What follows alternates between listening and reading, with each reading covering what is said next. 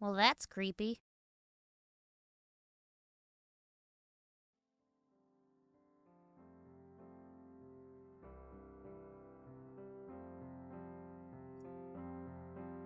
I love children. Pretty soon, a very special day is coming up. My oldest, Claire, is turning 13. She won't be a child anymore, and I'm looking for some ways to celebrate. Perhaps you can help me plan the best birthday for my first daughter. I adopted Claire when she was only a few months old. Her mother was unfit to care for her. I lived in New York at the time, and I would go to a favorite bakery on Wednesdays where they made almond croissants. I had a typical routine I would take and would frequently see a young woman carrying her baby or putting the child in a stroller. She must have been a single mother. She always looked exhausted and rushed, possibly a first-time mother too. She would forget to buckle the restraints in the stroller or have the baby out without a jacket. She was just trying her best, I suppose, but she didn't quite have motherhood down yet.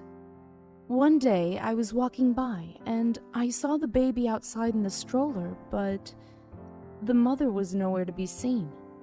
It was a very cold day for October, and as usual, the baby was only in a long-sleeve shirt and pants. No jacket, no hat, no mittens, and no blanket to keep her warm. I hung back and watched.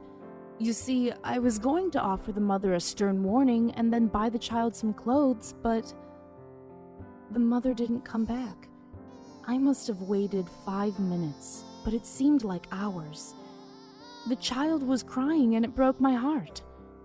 I wasn't going to take the child, but the mother hadn't come back and the crying intensified. So I picked her up, wrapped her in my jacket, and took her home with me. We moved from New York shortly thereafter and have lived on the road ever since. She was a wonderful baby, calm, happy, by far my easiest child to date. She knows she was adopted from an unfit mother and has never shown any interest in getting to know the woman. I have given her a wonderful life, filled with culture and education. Did you know that many states offer online public education? They do. It is so wonderful to let the kids learn at their own pace. Once our brood expanded, we even held science fairs together. Claire is a special kid. I thought she would be an only child for a long time, but I could see that she missed the companionship that a sibling would bring. I can't remember where we were. Ohio, maybe? And we were stopping in town for a few days. They had a nice park, but it was pretty empty. A lot of the time, it was just Claire and I. A few days, though, a little boy and a little girl would join us. They never came with parents and would eye our picnic lunch hungrily. Soon, I was making extra sandwiches and pulling out extra pudding cups and juicy juice. On what was meant to be the last day, I finally realized that their clothes had never changed when I saw the grass stain from jumping off the swing on the little boy's shirt. That night, Claire asked me about her friends. She was so worried about them always being hungry, and they had told her she couldn't come over because their house wasn't safe. I hadn't noticed the bruises on their dark skin, but Claire had. She asked if we could adopt them like I had adopted her. And thus our family grew for the first, but not last time.